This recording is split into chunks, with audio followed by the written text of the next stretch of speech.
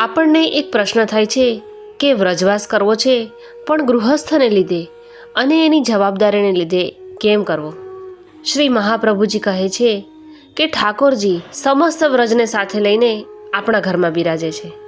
આપણા પ્રભુની પ્રતિજ્ઞા છે કે એ વ્રજ છોડીને ક્યાંય ના જાય અને જ્યાં જાય ત્યાં વ્રજને સાથે લઈ જાય છે. તેથી જ્યારે ગોલોકમાંથી પૃથ્વી પર પ્રભુ પધાર્યા ત્યારે વ્રજ પરિકર લઈને જ પધાર્યા. આમ પ્રભુથી એક ક્ષણ પણ વ્રજ વિખૂટું પડતું જ નથી.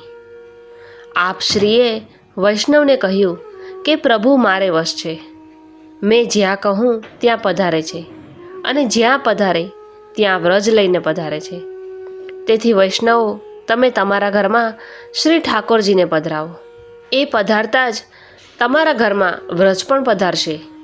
પછી ઘર વ્રજ બની જશે. તમને વ્રજવાસ મળશે. જે ઘરમાં પ્રભુ બિરાજે છે અને સેવાય છે એ ઘર વ્રજ જ છે.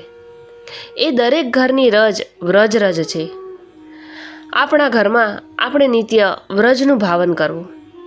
આમ પ્રભુ સમસ્ત લીલા પરિકર સાથે વૈષ્ણવના હૃદયમાં સદા બિરાજે છે.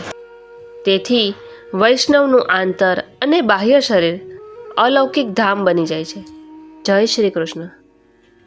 આવા જ ધાર્મિક વિડીયો માટે મારી ચેનલને સબસ્ક્રાઈબ કરો.